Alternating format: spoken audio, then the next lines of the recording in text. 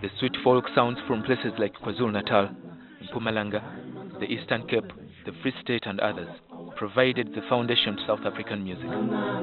The Zulu of KwaZulu-Natal dominated the formation of South African music. The Zulu music, which is in form of English a cappella, inspired a powerful music revolution in the country.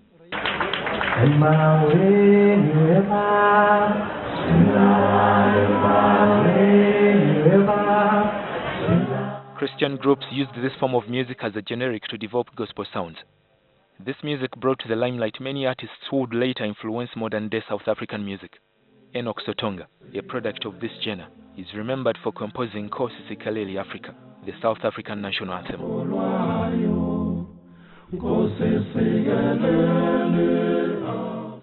The anthem provided inspiration to many African countries engaged in liberation struggles at the time. Zambia, Namibia and Zimbabwe later retired the song, which was previously their national anthems. Tanzania still uses the Swahili version as anthem. Zulu a cappella remained a popular style, and in 1939, it produced the first black star called Solomon Linda with his Mbube O Lion hit. South Africa then started her journey of recorded professional music. Yebo! Yebo! Uyabona manje. In the country's commercial capital, Johannesburg, the economic and social forces of theatre became even more powerful. There was rapid urbanization following the discovery of minerals like gold. Theatre dramas competed favorably since there were many white settlers consuming them. The tradition of theatre in South Africa dates as far back as 1830. In black townships, it's a thing of 1930 and 40s, and it was a form of entertainment for the working class only. Since the end of apartheid, the South African music industry has grown significantly, with a variety of genres appealing to all generations. Some musicians are building on what they found, while others are creating a new style. As much as the audiences have grown, so has the music. The music that was sung in the 50s, in the 40s, in the 60s, for example, music that was done during the apartheid era, that type of music has never died. It has remained with us, especially some of us who were born in the 70s. You know, we grew up around this music.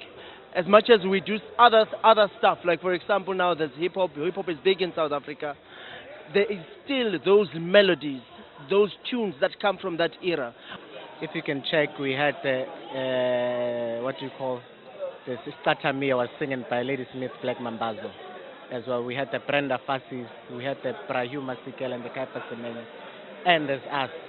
We are doing Afro Pop, which was done by those people before, but we just upgraded it, you know, getting it a better sound, getting it a better to relate to the new guys.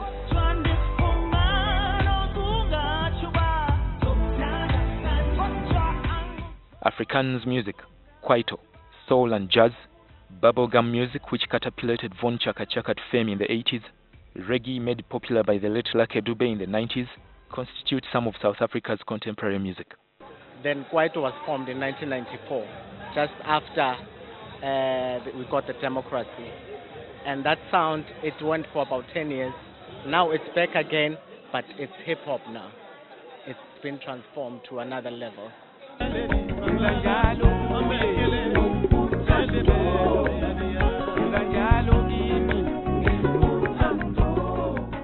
The group, Lady Smith Black Mambazo, gave South Africa a remarkable international breakthrough in the 80s. Since then, the group has received 15 Grammy Award nominations and won 3 of them. The group, led by Joseph Shabalala, is rebranding by featuring different artists in the world music genre. In the last 1 year, they have featured Uganda's Ganda Boys and Mali's Salif Keita, among others.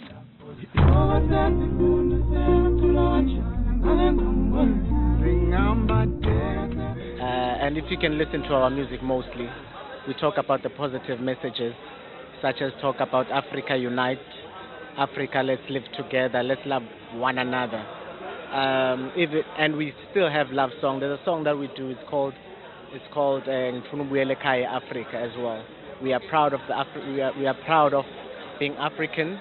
We are proud of even working with other artists from outside the country as well.